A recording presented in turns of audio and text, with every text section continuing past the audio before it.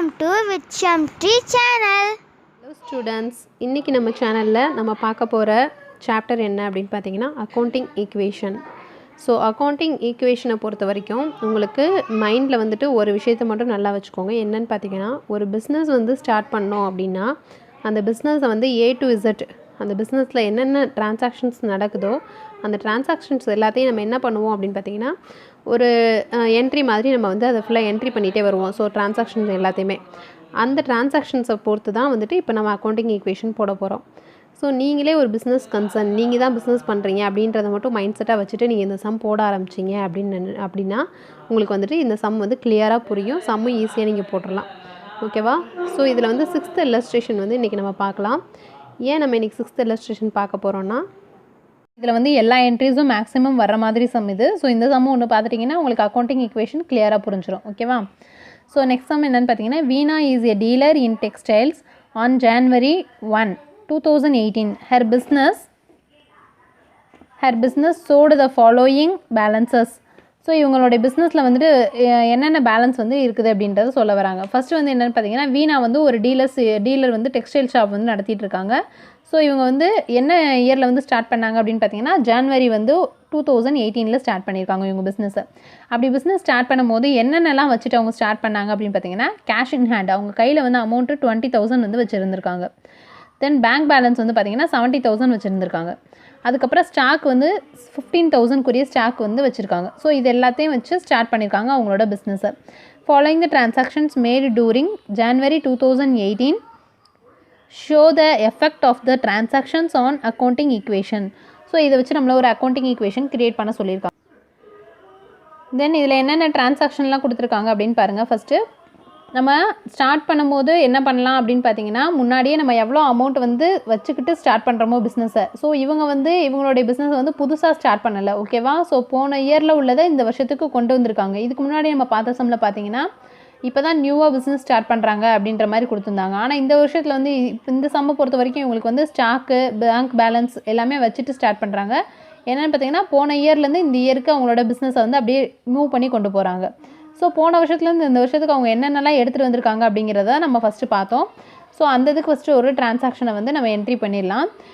போன இயரோடது இந்த இயருக்கு வந்து பாரோ பண்ணி கொண்டு வந்திருக்காங்க.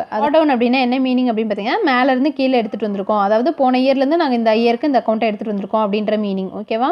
ஸோ இப்போ அதனால் என்ன பண்ணுறீங்கன்னா டூ பேலன்ஸ் ப்ராடவுன் அப்படின்னு சொல்லிட்டு நீங்கள் மென்ஷன் பண்ணுறீங்க இந்த சம்மில். ஃபஸ்ட்டு டூ பேலன்ஸ் ப்ராடவுன்னா அவங்க என்னென்ன வந்து போன இயர்லேருந்து இந்த இயருக்கு அக்கௌண்ட்ஸில் வந்து எடுத்துகிட்டு வந்திருக்காங்க அப்படின்னு பார்த்தீங்கன்னா பிஸ்னஸை பொறுத்த வரைக்கும் கேஷ் 20,000 கொண்டு வந்திருக்காங்க. பேங்க் வந்து பேங்க் பேலன்ஸ் வந்து 70,000 இருக்குது.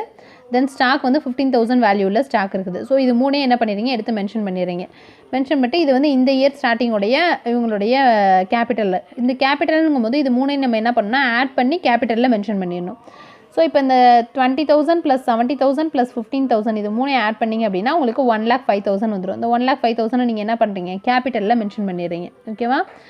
ஓகே. நெக்ஸ்ட் என்ன பண்ணுறீங்க உடனே கையோட ஈக்குவேஷன் போட்டுடலாம். ஸோ ஈக்குவேஷன் போடும்போது மேலே இருக்க அமௌண்ட் எல்லாத்தையும் அப்படியே ஆட் பண்ணி இங்கே போடுற மாதிரி தான் மீனிங். ஸோ 20,000 ஆட் பண்ணி போட்டிங்க 70,000 ஆட் பண்ணால் வருது. தென் 15,000 ஆட் பண்ணால் இங்கே 15,000 வந்துருச்சு. நெக்ஸ்ட் என்ன பார்த்தீங்கன்னா கேபிட்டல் அமௌண்ட் வந்து இன்வெஸ்ட் பண்ணும்போது அந்த 1,05,000 அதை அப்படியே ஆட் பண்ணி போட்டிங்க. அவ்வளோதான். Then second equation second entry என்ன கொடுத்துருக்காங்க purchased goods readymade shirts on credit from Subbu. So என்ன பண்ணியிருக்காங்கன்னா இவங்க வந்து ஒரு ரெடிமேட் ஷாப் தானே வச்சுருக்காங்க. ஸோ வந்து என்ன பண்ணணும் அவங்க கூட்ஸ் வாங்கிட்டு வந்து தான் சேல்ஸ் பண்ணணும். ஸோ இப்போ ரெடிமேட் கூட்ஸ் ஷர்ட்ஸ் வந்து வாங்கிட்டு வந்திருக்காங்க அவங்க சேல்ஸ் பண்ணுறதுக்காக. ஸோ பர்ச்சேஸ்டு கூட்ஸ் ரெடிமேட் வந்து எவ்வளோக்கு வாங்கியிருக்காங்கன்னு பார்த்தீங்கன்னா 20,000 ரெடிமேடை வந்து சுப்புட்ட இருந்து கிரெடிட் பர்ச்சேஸ் பண்ணிட்டு வந்திருக்காங்க. ஓகேவா? கிரெடிட் பர்ச்சேஸ் பண்ணதுக்கு நம்ம என்ட்ரி போட போகிறோம் இப்போ. So purchased goods on credit அப்படின்னு மென்ஷன் பண்ணுறீங்க. பர்ச்சேஸ்டு கூட்ஸ் ஆன் கிரெடிட்னு மென்ஷன் பண்ணிவிட்டு இதுக்கு என்ன பண்ணுறீங்க இந்த 20,000க்கு நம்ம வந்து கூட்ஸ் வாங்கியிருக்கோம். அப்போ நம்மளுடைய ஸ்டாக்கில் என்ன ஆகுது 20,000 ஆட் ஆகுது. அதனால் 20,000 ஸ்டாக்கில் வந்து நீங்கள் ஆட் பண்ணிக்கிறீங்க. தென் நெக்ஸ்ட் வந்து பார்த்தீங்கன்னா கிரெடிட்டாஸ் ஏன் போடுறீங்க இப்போ வந்து 20,000க்கு நீங்கள் கடனுக்கு வாங்கிட்டு வந்திருக்கீங்க பொருளை. அதனால் அந்த 20,000 கிரெடிட்டாஸில் மென்ஷன் பண்ணி வைக்கணும்.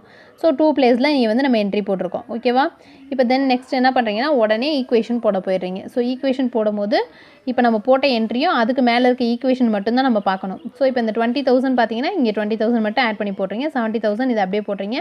இங்கே இருக்க மேலே இருக்க 15,000ஐயும் 20,000 ஆட் பண்ணிங்கன்னா 35,000. ஸோ ஆட் பண்ணி அதை கீழே போட்டுறீங்க. தென் இங்கே 1,05,000 அப்படியே போட்டாச்சு. இங்கே இருக்க 20,000 அப்படியே ஆட் பண்ணி கீழே 20,000 போட்டாச்சு. நெக்ஸ்ட்டு தேர்ட் என்ட்ரி என்ன கொடுத்துருக்காங்கன்னு பார்த்தீங்கன்னா, goods returned to Subbu and no cash is received. Goods வந்து என்ன பண்ணியிருக்காங்கன்னு பார்த்தீங்கன்னா ரிட்டர்ன் பண்ணியிருக்கோம் நம்ம. சரியா, சுப்புட்டு வந்து வாங்கிட்டு வந்த கூட்ஸில் வந்துட்டு 20,000க்கு நம்ம கூட்ஸ் ஆல்ரெடி வாங்கிட்டு வந்தோம். அதில் வந்து 5,000க்குரிய கூட்ஸை வந்து என்ன பண்ணிட்டோம் அப்படின்னு பார்த்தீங்கன்னா ரிட்டர்ன் பண்ணிட்டோம். ஆனால் வந்து என்ன சொல்லியிருக்காங்கன்னு பார்த்தீங்கன்னா நோ கேஷ் இஸ் ரிசீவ்டு. இப்போ வரைக்கும் எந்த ஒரு கேஷும் ரிசீவ் பண்ணலை. ஆனால் நம்ம என்ன பண்ணிட்டோம், அவங்களுக்குரிய 5,000க்குரிய கூட்ஸை மட்டும் நம்ம ரிட்டர்ன் பண்ணிட்டோம் வாங்கினதில். ஸோ இப்போ கூட்ஸ் ரிட்டர்ன் பண்ணதுக்கு என்ட்ரி நம்ம போட போகிறோம். அதுக்கு என்ன என்ட்ரி போடணும் அப்படின்னு பார்த்தீங்கன்னா goods returned and no cash is received அதை வந்து மென்ஷன் பண்ணிடுறீங்க. மென்ஷன் பண்ணிட்டு எவ்வளோக்குரிய கூட்ஸ் வந்து ரிட்டர்ன் பண்ணோம், 5,000க்குரிய கூட்ஸ். ஸோ நம்ம வந்து ஆல்ரெடி 20,000க்குரிய கூட்ஸ் நம்மளுக்கு ஸ்டாக் உள்ளே வந்திருக்குன்னு சொல்லிட்டு ஸ்டாக்கில் 20,000 ஆட் பண்ணி வச்சுருந்தோம். அதில் வந்து 5,000க்குரிய கூட்ஸ் வந்து என்ன பண்ணிட்டோம், வேண்டான்னு சொல்லிட்டு திரும்ப ரிட்டர்ன் பண்ணுறதுனால ஸோ அதில் ஸ்டாக்கில் என்ன ஆயிரும், 5,000 வந்து மைனஸ் ஆயிரும். அதனால் -5,000 நீங்கள் மென்ஷன் பண்ணிடுறீங்க. நெக்ஸ்ட் வந்து என்னென்னு பார்த்தீங்கன்னா கிரெடிட்டாஸில் வந்து -5,000, அதாவது கிரெடிட்டாஸ் வந்து 20,000 நம்ம அவங்களுக்கு தரணும்னு சொல்லிட்டு நம்ம ஆல்ரெடி எழுதி வச்சிருக்கோம்ல. 5,000க்குரிய கூட்ஸ் தான் நம்ம அவங்கள்ட்ட திருப்பி கொடுத்துட்டோம்ல. ஸோ அதனால் அந்த 5,000 மைனஸ் பண்ணிடுறீங்க. ஓகேவா, ஸோ இங்கேயும் -5,000 போடுறீங்க.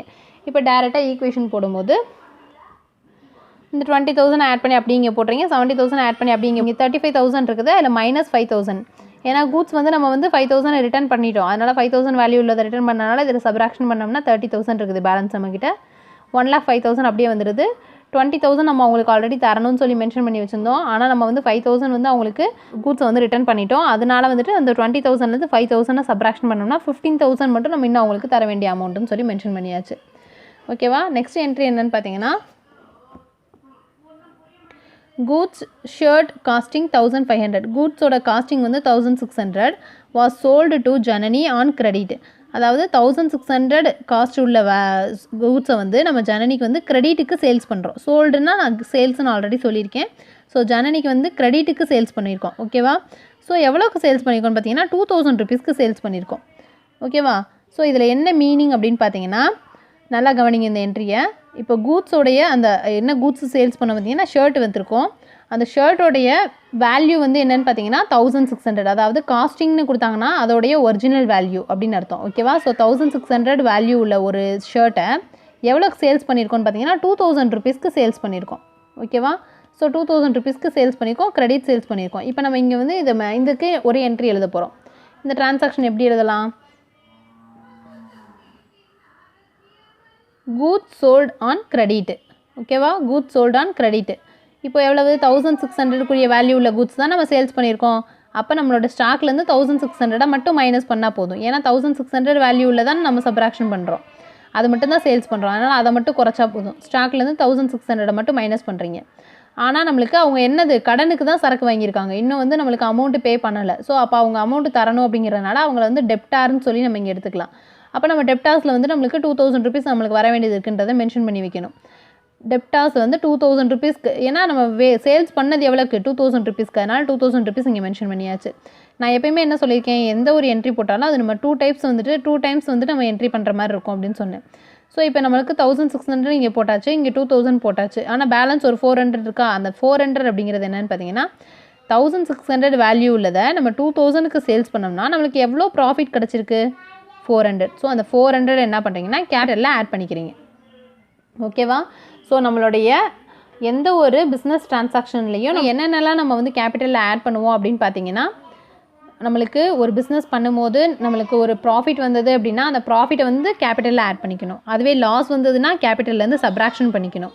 இப்போ நீங்கள் வேஜஸ் இல்லைன்னா சேலரி வந்து பே பண்ணுறீங்க அப்படின்னா அதையும் என்ன பண்ணணும்னு பார்த்தீங்கன்னா கேபிட்டலில் வந்து ஆட் பண்ணிக்கணும். ஓகேவா, ஸோ கேபிட்டலில் வந்து நீங்கள் மென்ஷன் பண்ண வேண்டிய ஐட்டங்கள் வந்து இது தான். ஏன்னா இப்போ நீங்கள் வேஜஸ் சேலரியெல்லாம் பே பண்ணும்போது அதை வந்து கேபிட்டல்லேருந்து சப்ராக்ஷன் பண்ணி எழுதணும். இது வந்து கம்பல்சரி வந்துட்டு கேபிட்டல்லேருந்து பண்ண வேண்டியது. ஏன்னா நம்மளுடைய முதலீட்லேருந்து நம்ம வந்து பே பண்ணுற மாதிரி தான் உங்களுக்கு இது சேலரியும் வேஜஸும். ஓகேவா, ஸோ அதனால் வந்துட்டு இது ரெண்டையும் நம்ம வந்து சப்ராக்ஷன் பண்ணுவோம். அதே மாதிரி தான் இந்த லாபம் வர்றதோ நஷ்டம் வர்றதோ அதையும் நம்ம வந்து கேபிட்டலில் வந்து மென்ஷன் பண்ணி காட்டணும். ஓகேவா, ஸோ இப்போ இந்த என்ட்ரி உங்களுக்கு புரிஞ்சிருக்கும்னு நினைக்கிறேன். இப்போ இதை நீங்கள் பார்த்தீங்கன்னா இங்கே இது ரெண்டையும் ஆட் பண்ணால் உங்களுக்கு 2,000 வந்துடும், இது ஒரு 2,000 வந்துடும். ஸோ 2 டைம்ஸ் வந்து நம்ம என்ட்ரி போட்ட மாதிரி ஆயிடுச்சு.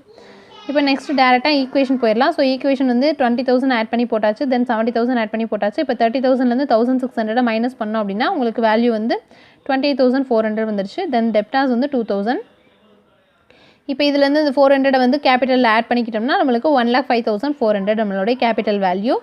இப்போ நம்மளுக்கு ஆல்ரெடி கிரெடிட்டார்ஸ் வந்து 15,000 வந்து நம்ம மென்ஷன் பண்ணி வச்சுருக்கோம். ஸோ அதையும் எடுத்து இங்கே போடுறீங்க. ஓகே, நெக்ஸ்ட் என்ட்ரி என்ன கொடுத்துருக்காங்கன்னு பார்த்தீங்கன்னா, Janani returned 1 shirt of sales value 500. So Janani வந்து ஆல்ரெடி நம்மகிட்ட 1,600 வேல்யூ உள்ள ஷர்ட் வந்து 2,000க்கு வாங்கிட்டு போயிருக்காங்க. அதுலேருந்து என்ன பண்ணிட்டாங்கன்னா ஒரே ஒரு ஷர்ட்டை மட்டும் ரிட்டர்ன் பண்ணிட்டாங்க நம்மள்ட்ட, திருப்பி வேண்டான்னு சொல்லிட்டு. ஸோ ரிட்டர்ன் பண்ணும்போது என்ன வேல்யூக்கு ரிட்டர்ன் பண்ணியிருக்காங்க? Sales value. ஏன்னா அவங்களுக்கு வந்து அதோட ஒரிஜினல் வேல்யூ தெரியாது, சேல்ஸ் வேல்யூ மட்டும்தான் அவங்களுக்கு தெரியும். 2,000 தான் அதோட வேல்யூ தான் அவங்களுக்கு தெரியும். ஸோ அந்த சேல்ஸ் வேல்யூக்கு ஒரு ஷர்ட்டை அவங்க நம்மள்ட்ட ரிட்டர்ன் பண்ணிட்டாங்க. அப்படின்னா இந்த இடத்துல நீங்கள் என்ன கவனிக்கணும் அப்படின்னு பார்த்தீங்கன்னா, 1,600ங்கிறது அதோடைய வேல்யூ. ஓகேவா? அதோடைய இங்கே பாருங்கள், இப்போ 1,600 வேல்யூ உள்ள ஷர்ட்ஸை நம்ம எவ்வளோக்கு சேல்ஸ் பண்ணோன்னு பார்த்தீங்கன்னா 2,000 ருபீஸ்க்கு சேல்ஸ் பண்ணியிருக்கோம். ஓகேவா? ஸோ 2,000 ருபீஸ்க்கு சேல்ஸ் பண்ணதுனால நம்மளுக்கு கிடைச்ச ப்ராஃபிட்னு பார்த்தீங்கன்னா 400 ருபீஸ் வந்து ப்ராஃபிட் கிடச்சிருக்கு. ஸோ 400 ருபீஸ் ப்ராஃபிட் கிடச்சிருக்கு. இப்போ இவங்க என்ன பண்ணியிருக்காங்கன்னா ஒரே ஒரு ஷர்ட்டை மட்டும் ரிட்டர்ன் பண்ணிட்டாங்க. ரிட்டர்ன் பண்ண ஷர்ட்டோட வேல்யூ என்னென்னு பார்த்தீங்கன்னா 500 ருபீஸ்ன்னு கொடுத்துருக்காங்க. ஸோ ஒரு ஷர்ட்டோட ரேட் வந்து 500 ருபீஸ்னால் நம்ம வந்து எவ்வளோ ஷர்ட்டை வந்து சேல்ஸ் பண்ணோன்னு சொன்னாங்க? 2,000 ருபீஸ்க்கு வந்து நம்ம சேல்ஸ் பண்ணோன்னு சொன்னாங்க. அப்போ ஒரு ஷர்ட்டோட ரேட் வந்து 500 ருபீஸ்னால் அப்போ 2,000 ருபீஸ்க்கு எத்தனை ஷர்ட் வந்து நம்ம சேல்ஸ் பண்ணியிருப்போம்? 4 ஷர்ட் வந்து சேல்ஸ் பண்ணியிருப்போமா? ஸோ 4 ஷர்ட் வந்து நம்ம சேல்ஸ் பண்ணியிருக்கோம்னு அர்த்தம். அப்போ இந்த ஒரு ஷர்ட்டோட ரேட் வந்து 500 ருபீஸ்னால் 2,000 ருபீஸ்க்கு 4 ஷர்ட் வந்து நம்ம சேல்ஸ் பண்ணியிருக்கோம். ஓகேவா? இந்த ஷர்ட் வந்து அவங்க என்ன பண்ணிட்டாங்கன்னா ஒரே ஒரு ஷர்ட்டை ரிட்டர்ன் பண்ணியிருக்காங்க. அப்போ ரிட்டர்ன் பண்ணாங்கன்னா பேலன்ஸ் எவ்வளோ ருபீஸ் இருக்கும்? ஒரு ஷர்ட்டுக்குரிய 500 ருபீஸை வந்து மைனஸ் பண்ணிட்டோம்னா பேலன்ஸ் வந்து 1,500 ருபீஸ் அவங்க நம்மளுக்கு பே பண்ணணும். ஓகேவா? அவங்கள பொறுத்த வரைக்கும் 1,500 பே பண்ணணும். அதனால் இந்த 1,500 என்ன பண்ணுறீங்கன்னு பார்த்தீங்கன்னா, sales return of the cost of which is 400 and no cash paid. So இவங்க வந்து நம்மளுக்கு பே பண்ண வேண்டிய அந்த அமௌண்ட்டை வந்து இங்கே பாருங்கள். இப்போ இந்த டெப்டாஸில் வந்து நம்மளுக்கு 2,000 ருபீஸ் வரணும்னு எழுதி வச்சுருக்கோமா? ஸோ இந்த 2,000லேருந்து 500 ருபீஸை மைனஸ் பண்ணிடுறோம். ஏன்னா அவங்க 500 வேல்யூ உள்ள ஷர்ட்டை தான் ரிட்டர்ன் பண்ணிட்டாங்கல்ல. அதனால் வந்துட்டு 500 வேல்யூ உள்ள ஷர்ட்டை ரிட்டர்ன் பண்ணதுனால நம்ம -500ன்னு சொல்லி இங்கே மென்ஷன் பண்ணியாச்சு. அதே டைமில் நீங்கள் என்ன பண்ணுறீங்கன்னு பார்த்தீங்கன்னா, நம்மளுக்கு என்ன ஆகும்? 1,600 வேல்யூ உள்ள ஸ்டாக் வந்து நம்ம சேல்ஸ் பண்ணியிருக்கோம் தான் நம்ம வந்து மைனஸ் பண்ணியிருக்கோம். ஆனால் நம்ம என்ன பண்ணிட்டோம்? அதுலேருந்து இப்போ 400 வேல்யூ உள்ள ஷர்ட்டை வந்து திருப்பி வந்துருச்சு நம்மளுக்கு. ஏன்னு பார்த்தீங்கன்னா இந்த 400றது எப்படி கண்டுபிடிக்கிறோம் அப்படின்னு பார்த்தீங்கன்னா, இங்கே பாருங்கள், இப்போது 1,600 வேல்யூ உள்ளதை நீங்கள் 2,000க்கு சேல்ஸ் பண்ணியிருக்கீங்க. ஓகேவா? ஸோ 2,000க்கு சேல்ஸ் பண்ணதுனால உங்களுக்கு எவ்வளோ ப்ராஃபிட் கிடச்சிச்சின்னு பார்த்தீங்கன்னா 400 ருபீஸ் ப்ராஃபிட் கிடச்சது. இந்த 400 ருபீஸுங்கிறது உங்களுக்கு எத்தனை ஷர்ட் நீங்கள் சேல்ஸ் பண்ணிக்கிங்க? 4 ஷர்ட் வந்து சேல்ஸ் பண்ணிக்கிங்க. ஸோ 4 ஷர்ட்டுக்கு 400 ருபீஸ் வந்து ப்ராஃபிட் கிடச்சிருக்குன்னா ஒரு ஷர்ட்டுக்கு எவ்வளோ ப்ராஃபிட் கிடச்சிருக்கும்? அப்போ 100 ருபீஸ். ஓகேவா? ஸோ ஒரு ஷர்ட்டுக்கு கிடச்ச ப்ராஃபிட் வந்து 100 ருபீஸ். அந்த 100 ருபீஸ் வந்து நம்மளுக்கு என்ன ஆயிடுச்சு? இப்போ வராதுன்னு தெரிஞ்சிருச்சு. ஏன்னா அதெல்லாம் என்ன பண்ணிட்டாங்க? ரிட்டர்ன் பண்ணிட்டாங்க. ஸோ அதனால் என்ன பண்ணுறீங்கன்னா, இப்போ இந்த 400 ருபீஸ்லேருந்து இந்த 500 ருபீஸை வந்து இங்கே மைனஸ் பண்ணி எழுதிடுறீங்க. இங்கே 400 ருபீஸ் நம்மளுக்கு ப்ராஃபிட் கிடச்சதுன்னு சொல்லி நம்ம ஆல்ரெடி ஆட் பண்ணி வச்சோம்ல. ஸோ இப்போ அதுலேருந்து 100 ருபீஸ் வராதுன்னு தெரிஞ்சிச்சுல, அவங்க தான் ஒரு ஷர்ட்டை ரிட்டர்ன் பண்ணிட்டாங்கல்ல. ஸோ அதனால் என்ன பண்ணுறீங்கன்னா -100ன்னு சொல்லிட்டு இங்கே கேபிட்டலில் மென்ஷன் பண்ணிடுறீங்க. ஓகேவா? ஸோ -100ன்னு மென்ஷன் பண்ணிவிட்டு இப்போ நீங்கள் என்ன பண்ணுறீங்கன்னா, இப்போ இந்த இங்கேருந்து 400 ருபீஸ் உள்ள ஷர்ட்டை வந்து அந்த ஷர்ட்டோடைய ஒரிஜினல் வேல்யூ 400. ஸோ அந்த ஒரிஜினல் வேல்யூ உள்ள ஷர்ட் வந்து திரும்ப நம்மளுடைய ஸ்டாக்குக்கே வந்துருச்சு. ஸோ ஆட் 400ன்னு சொல்லிட்டு இதை போட்டுறீங்க. இப்போ இந்த 400 + 100 ஆட் பண்ணால் 500, இங்கே ஒரு 500. ஸோ 2 வேல்யூ உள்ள ஒரு 2 என்ட்ரி போட்டிருக்கோன்னு சொல்லி தெரியுதா? ஓகே, இப்போ டேரெக்டாக நம்ம என்ன பண்ணிடலாம்னா ஈக்குவேஷன் போட்டுடலாம். ஸோ ஈக்குவேஷன்ஸ் போடும்போது இது ரெண்டையும் இந்த மேலே இருக்க ஈக்குவேஷனையும் இப்போ போட்டிருக்க என்ட்ரி மட்டும் தான் நம்ம பார்க்கணும். ஸோ இதில் பார்த்தோம்னா 20,000 அப்படியே எடுத்தீங்க போட்டிங்க. தென் 70,000 அப்படியே போட்டாச்சு. 28,400லேருந்து 400 உள்ள வேல்யூ உள்ள ஷர்ட் நம்மளுக்கு திரும்ப உள்ளே வந்திருக்கு. ஸோ இது ரெண்டையும் ஆட் பண்ணிங்கன்னா 28,800. 2,000 நம்ம அவங்களுக்கு அவங்க வந்து நம்மளுக்கு தர வேண்டியது இருந்தது. அதுலேருந்து இப்போ 500 ஷர்ட்டை வந்துட்டு வேணான்னு சொல்லி கொடுத்துட்டதுனால இன்னும் 1,500 மட்டும் அவங்க நம்மளுக்கு தந்தால் போதும். அதனால் சப்ராக்ஷன் பண்ணி போடுறீங்க. இது வந்து நம்மளுக்கு 100 ருபீஸ் வராது. ஸோ இந்த 100 ருபீஸ் வந்து நம்மளுக்கு வரும்னு நினச்ச லாபம் வந்து வராமல் போயிடுச்சு. அதனால் இந்த 100 ருபீஸை மைனஸ் பண்ணிடுறீங்க. ஸோ 1,05,300 இங்கே வந்துடும். இந்த 15,000 அதை அப்படியே எடுத்து கீழே போட்டுறீங்க. 15,000 வேறு எதுவும் பண்ண வேண்டாம், அதை அப்படியே எடுத்து கீழே போட்டுறீங்க. ஓகேவா? தென் நெக்ஸ்ட் என்ட்ரி என்ன அப்படின்னு பார்த்தீங்கன்னா, Janani deposited the money due in cash deposit machine in the bank. So Janani வந்து என்ன பண்ணியிருக்காங்கன்னு பார்த்தீங்கன்னா, மணி வந்து டெபாசிட் பண்ணியிருக்காங்க. ஓகேவா? ஸோ மணி வந்து கேஷ் டெபாசிட் மிஷினில் போயிட்டு டெபாசிட் பண்ணியிருக்காங்க. எவ்வளோ டெபாசிட் பண்ணியிருக்காங்கன்னா ₹1500 வந்து டெபாசிட் பண்ணியிருக்காங்க. ஜனனி அப்படிங்கிறவங்க யார், அவங்களுடைய என்ட்ரி இதுக்கு முன்னாடி என்ன வந்திருக்குன்னு சொல்லி நீங்கள் ஃபஸ்ட்டு செக் பண்ணணும். அப்படின்னா தான் அவங்களுக்கும் நம்மளுக்கும் இடையில வந்துட்டு என்ன விதமான டிரான்சாக்ஷன் நடந்திருக்குன்றது நம்மளுக்கு தெரியும். ஸோ ஜனனின்னு நேம் கொடுத்துட்டாங்க. இங்கே ஜனனி டெபாசிட்டர்னு சொல்லி கொடுத்துருக்காங்க. அப்போ ஜனனின்ற நேமில் இதுக்கு முன்னாடி என்ன டிரான்சாக்ஷன் நடந்திருக்கு அப்படின்னு பார்த்தீங்கன்னா, ஜனனி ஆன் கிரெடிட்னு சொல்லி கொடுத்துருக்காங்களா. ஸோ ஜனனிக்கு நம்ம சேல்ஸ் பண்ணியிருக்கோம், கிரெடிட் சேல்ஸ் பண்ணியிருக்கோம். ஸோ இப்போ வந்து என்ன பண்ணணும்னா, ஜனனி வந்து நம்மளுக்கு அமௌண்ட் தர வேண்டிய இடத்துல இருக்காங்க. ஓகேவா? ஸோ 2000க்குள்ளே வேல்யூ உள்ள சரக்கு வந்து வாங்கினாங்க. அதில் வந்து 500 வேல்யூ உள்ளது திருப்பி கொடுத்துட்டாங்க. ஸோ இன்னும் பேலன்ஸ் 1500 மட்டும் அவங்க நம்மளுக்கு தர வேண்டியது இருந்துச்சு. ஸோ அந்த 1500 தான் என்னென்னு பண்ணியிருக்காங்கன்னு பார்த்தீங்கன்னா, இப்போ நம்மளுக்கு கேஷ் டெபாசிட் மிஷின் மூலமாக நம்மளுக்கு கொடுத்துட்டாங்க. ஸோ கேஷ் டெபாசிட் மிஷின் மூலமாக நம்மளுக்கு பே பண்ணதுனால இதுக்கு நம்ம என்ட்ரி எப்படி போடணும் அப்படின்னு பார்த்தீங்கன்னா, customer deposited the money in CTM cash deposit machine அப்படின்னு அர்த்தம். சிடிஎம் அப்படின்னா ஓகேவா? ஸோ சிடிஎம் மூலமாக நம்மளுக்கு பே பண்ணிட்டாங்க. அப்போ நம்மளுக்கு என்ன ஆயிடுச்சு, பேங்க்கில் தான் நம்மளுடைய அமௌண்ட் இன்க்ரீஸ் ஆகிருக்கும். ஏன்னு பார்த்தீங்கன்னா ₹1500 கேஷ் டெபாசிட் பண்ணாங்கன்னா நம்மளுடைய பேங்க் அமௌண்ட் என்ன ஆகும், இன்க்ரீஸ் ஆகும் 1500.